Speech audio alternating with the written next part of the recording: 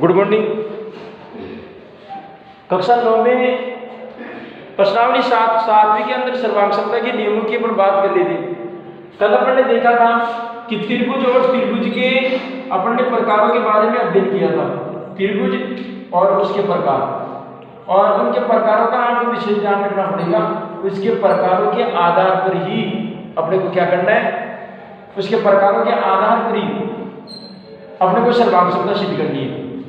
अब ऐसी सर्वांग सिद्ध करने के लिए सर्वांग के पहले गुणधर्म भी पता होना चाहिए, और जो गुणधर्म है उस गुणधर्मों को उसके त्रिभुज और उसके प्रकारों से अपन मैच करेंगे और देखेंगे कि इनकी सर्वांग किस प्रकार से सिद्ध होती है। अब आज हम बात करेंगे एक तो सर्वांग होती क्या है और त्रिभुजों की सर्वांग को कैसे सिद्ध किया जाता है। पहली बात अपन बात करेंगे सर्वांग क्षमता की। सर्वांग क्षमता और सर्वांग क्षमता को आप सर्वांग भी कह सकते हैं, एक ही बात है। आप उसको सर्वांग क्षमता कह दो चाहे सर्वांग कह दो, बात एक ही है। अब ये होती क्या है, जिस प्रकार से आपको नाम से लग रहा है सर्वांग क्षमता, सर्व प्लस अंग प्लस क्षमता, यानी कि ऐसी आकृतियां, ऐसी सभी आकृतियां, सर्व यानी सभी, अंग यानी यहां पर तत्व या विशेषताएं, और समता का मतलब होता है समान। समता का मतलब क्या होता है, समान, अर्थात ऐसी आकृतियां जिसकी सभी विशेषताएं, सभी गुण यदि दूसरी आकृतियों के अनुसार यदि समान हो या दूसरी आकृतियों से अगर मिलते जुलते हो, उसको अपन सर्वांग क्षमता कहते हैं। अब सर्वांग क्षमता के अंदर करीब करीब सभी हमारी जो ज्यामितीय रचना के अंदर जितनी भी आपकी आकृतियां आती है वो सारी सर्वांग क्षमता के अंदर आती है। सर्वांग क्षमता को सिद्ध करने के लिए सबसे बड़ी बात कि आपको अगर कोई दो अगर आकृतियां हैं, वो दोनों आकृतियां यदि समान हो, आकार में, प्रकार में, इसके रूप में, इसके प्रकार में यदि समान हो, तो वहां पर वो आकृतियां कौन सी आकृतियां कहलाती है, सर्वांग आकृतियां। तो सर्वांग आकृतियों के अंदर उसके रूप, आकार, प्रकार ये समान होनी चाहिए। अब मैं कुछ उदाहरण देता हूं आपको। आपने अपने स्वयं की पासपोर्ट साइज की फोटो देखी हुई है, बिल्कुल समान प्रकार की आती है, वो सारी सर्वांग आकृतियां होती है। एक ही प्रकार के सिक्के ले लो आप, 2 रुपए के, मान लीजिए 2 रुपए के सिक्के हैं 2, या 1 रुपए का कोई सिक्का है समान प्रकार का। अगर उसको एक दूसरे के ऊपर नीचे अगर रखा जाए तो ऊपर वाला सिक्का नीचे वाले सिक्के को पूर्ण रूप से ढक लेता है, पूर्ण रूप से ढक लेता है, वह सर्वांग आकृतियां कहलाती है। आपने देखा होगा कि जब आप पेन के अंदर जब रिफिल डालते हो, तो पेन के अंदर जिस टाइम पेन आपने लिया था उस टाइम आपने रिफिल लेते टाइम रिफिल आपने काम में ले ली, पेन को काम में लिया और रिफिल पूरी हो गई। अब आप उसके अंदर नया पेन में ला करके आप उसमें रिफिल डालना चाहते हैं, तो पहली बात तो ये कि रिफिल उस पेन के अंदर कब आएगी, जब पहले वाली रिफिल और आपने जो नई रिफिल लाए हैं उन दोनों के बीच में अगर सर्वांग क्षमता है, आकार यदि समान है, तो उस पेन के अंदर वो नई वाली रिफिल आ जाएगी। अगर वो सर्वांग नहीं होगी तो जाहिर सी बात है उस पेन के अंदर चाहे कितने लगा लो आप, वो पेन के अंदर नहीं आ सकती। तो इसका मतलब क्या हुआ कि अगर 2 आकृतियां यदि एक दूसरे के प्रति सर्वांग हैं या उनका रूप, आकार, प्रकार यदि समान है तो वो सर्वांग आकृतियां कहलाती है। आपकी जो नोटबुक आती है, आपकी जो किताब आती है, उस किताब के अंदर आपने देखा होगा सारे पेज सर्वांग होते हैं, चाहे आप लंबाई में ले लो चाहे चौड़ाई में ले लो, सारे पेज बिल्कुल समान होते हैं। तो पूरी किताब ही सर्वांग क्षमता का एक उदाहरण है अपने पास में। उदाहरणों के और भी कई उदाहरण मिल जाएंगे आपको। अच्छा, एक बात, आप किसी बैंक के अंदर केवल एक ही बैंक के आप एटीएम कार्ड को देख लीजिए, सारे एटीएम कार्ड बिल्कुल बराबर होते हैं। एसबीआई बैंक के एटीएम कार्ड आप ले लो, बिल्कुल सारे जितने भी ग्राहकों को एसबीआई बैंक ने जो एटीएम दे रखा है, एटीएम कार्ड दे रखा है, उनकी सब की आकृतियां समान है, अर्थात वो एक दूसरे के सर्वांगसम है। तो सर्वांगसम आकृतियां वो आकृतियां होती हैं जो एक आकृति किसी दूसरी आकृति को पूर्ण रूप से क्या कर लेती है, ढक लेती है, वो सर्वांगसम आकृतियां कहलाती है। लेकिन सर्वांगसम आकृति के अंदर उसका रूप, आकार, प्रकार ये समान होना चाहिए, या तक कि उसके कोण, उसकी भुजाएं, उसकी जो माप है वो भी क्या होनी चाहिए, समान होनी चाहिए। तो वो आकृतियां एक दूसरे के प्रति कौन सी आकृतियां कहलाती है, सर्वांगसम आकृतियां। अब सर्वांगसम आकृतियों के अंदर अपन बात करेंगे त्रिभुज की सर्वांगसमता की। तो क्या जब दो आकृतियां जब एक दूसरे के रूप, आकार, प्रकार में अगर समान होती है तो क्या त्रिभुजों के बारे में भी क्या ये कथन सत्य है? अगर त्रिभुजों का आकार, प्रकार, यदि दो त्रिभुज एक दूसरे से यदि मैच होते हैं, उनके आकार से, उनके प्रकार से, उसके गुणधर्म से अगर वो मैच होते हैं, समान होते हैं, तो समझ लीजिए वो त्रिभुज भी एक दूसरे के प्रति सर्वांगसम होते हैं। देखिए ये त्रिभुज है,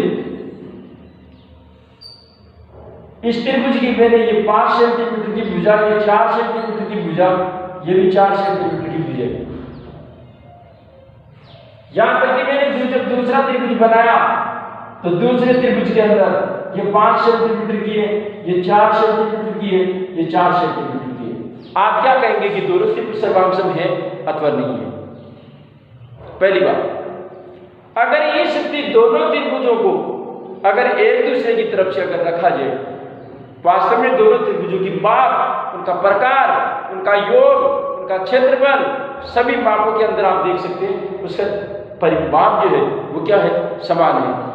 किसी भुजा का एक तरफ या किसी भुजा का एक भुजा का असमान होना, असमान नहीं कर सकते। यहाँ पर भी देखिए 5 सेंटीमीटर, 4 सेंटीमीटर और 4 सेंटीमीटर भुजा का वाला कोई त्रिभुज है, तो उधर भी कोई त्रिभुज है। बस फर्क इतना सा है कि जो भुजा 5 सेंटीमीटर की आनी चाहिए वहां पर 5 सेंटीमीटर की न होकर के 4 सेंटीमीटर की है। लेकिन इनकी भुजाओं की संपूर्ण आकृति को यदि देखा जाए तो दोनों आकृतियां एक दूसरे के प्रति मेच खाती है, एक दूसरे के रूप प्रकार को एक बनाती है, इसलिए ये त्रिभुज क्या है, सर्वांगसम है। अब आप सर्वांगसमता को सिद्ध करने के लिए दोनों त्रिभुजों को यदि आपको सर्वांगसमता अगर सिद्ध करनी है तो सर्वांगसमता का चिन्ह होता है, आपको बराबर का चिन्ह लगा करके और ये चिन्ह लगाना है, ये सर्वांगसमता का चिन्ह है। तो आपको किसी त्रिभुज को यदि सर्वांगसम बताना है तो आपको सर्वांगसमता बताने के लिए आपको सर्वांगसमता आपको चिन्ह लगाना पड़ेगा। ये गणितीय चिन्ह नहीं, सर्वांगसमता हर गणित के अंदर कोई ना कोई चिन्ह आते हैं। ये गुणा का चिन्ह है, ये भाग का चिन्ह है, ये बराबर का चिन्ह है, ये माइनस का चिन्ह है, ये प्लस का चिन्ह है, ये ग्रेटर देन है, ये लेस देन है, ये नॉट इक्वल टू है। तो गणित के अंदर बहुत से ये त्रिभुज का चिन्ह है, ये सर्वांगसमता का चिन्ह है। तो गणित के अंदर ये कोण का चिन्ह है,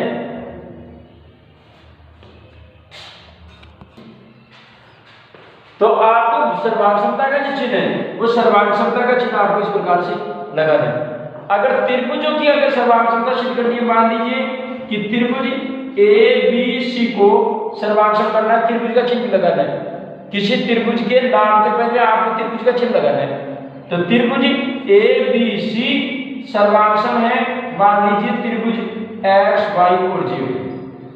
तो आपको सर्वांगसमता इस प्रकार से आपको सिद्ध करनी है। लेकिन उससे पहले आपको सर्वांगसमता के नियम और सर्वांगसमता की कसौटियों का मतलब यहाँ पर नियम, आपको इसमें आपके सिलेबस के अंदर आपको 4 सर्वांगसमता के नियम दिए गए और 4 सर्वांगसमता के नियमों को आपको जांचना है और 4 नियमों के आधार पर अपने को बताना है कि त्रिभुज कौन से नियम से सर्वांगसम होगा। केवल अपने को ये बताना है। तो अपने पास में सर्वांगसमता के 4 नियम हैं। सर्वांगसमता के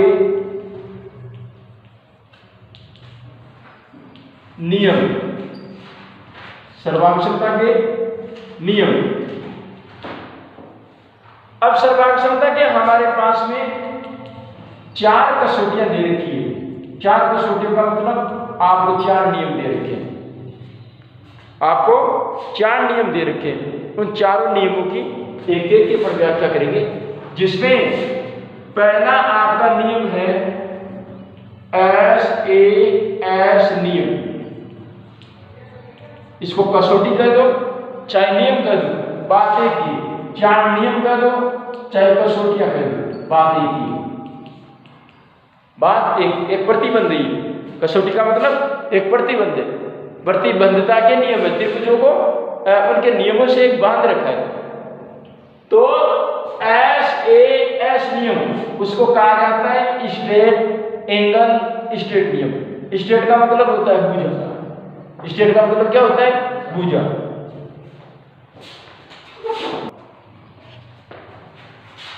SAS स्ट्रेट एंगल स्ट्रेट नियम, यानी भुजा कोण भुजा नियम। इसको कहा जाता है भुजा कोण भुजा नियम। अब ये भुजा कोण भुजा नियम क्या कहता है, और इस भुजा कोण भुजा नियम के आधार पर त्रिभुज कैसे सर्वांग समतल हो सकते हैं। देखिए, पहली बात, भुजा कोण भुजा नियम के अंदर यदि 2 त्रिभुज दे रखे हैं आपको, 2 त्रिभुजों के अंदर 2 त्रिभुजों की, क्योंकि यहाँ पर जो सर्वांग समता है उसके लिए आपको 2 त्रिभुजों का होना जरूरी है। आपको 2 त्रिभुजों का होना जरूरी है। अगर दोनों त्रिभुजों के अंदर भुजा, दोनों त्रिभुजों के अंदर मान लीजिए ये त्रिभुज और ये त्रिभुज 2 त्रिभुज है, तो दोनों त्रिभुजों के अंदर आपको 2 भुजा और यदि एक कोण, 2 भुजा यदि एक कोण यदि समान हो, उसकी माप समान हो, तो ऐसी परिस्थिति के अंदर वो दोनों त्रिभुज एक दूसरे के समरूप होंगे, एक दूसरे के सर्वांग सम होंगे। कौन से नियम से? भुजा कोण भुजा नियम से। अब आपको ये करने उसको सिद्ध करने की जरूरत नहीं है कि साहब इसको इसकी इतनी सेंटीमीटर भुजा, इसकी इतनी सेंटीमीटर, ये करने की जरूरत नहीं है। आकृति को देखो और आकृति के प्रकार को, उसके बाढ़ को देखते ही ऑटोमेटिक पता चलेगा कि भुजा कोण भुजा नियम से त्रिभुज सर्वांग सम है। अच्छा, कई त्रिभुजों के अंदर क्या होता है? गणितीय चिन्ह होता है, और गणितीय चिन्ह को देख करके ऑटोमेटिक पता चल जाता है कि ये क्या कहता है। कभी कभार ये चिन्ह आते हैं, अब ऑटोमेटिक पता चल रहा है कि भुजा कोण भुजा नियम से त्रिभुज सर्वांग सम है। भुजा कोण भुजा नियम से, तो आदि जो त्रिभुज है वो तो उनके गणितीय चिन्हों को ध्यान में रखते हुए सर्वांग सम हो जाते हैं। तो वहीं पर आपको नियम के हिसाब से नियमों को पहचान करके और फिर आपको उसको त्रिभुजों का सर्वांग सम बताना है। तो पहला कौन था? भुजा कोण भुजा नियम, जिसके अंदर कि 2 त्रिभुजों के अंदर, यानी एक त्रिभुज की 2 भुजा एक कोण और दूसरे त्रिभुज की भी 2 भुजा एक कोण यदि समान हो, तो दोनों त्रिभुज एक दूसरे की क्या होते हैं? सर्वांग सम होते हैं। कल 3 नियमों की अपन व्याख्या करेंगे। देखिए सर्वांग समता के और किन किन कसौटियों के हिसाब से त्रिभुज सर्वांग सम होते हैं। धन्यवाद।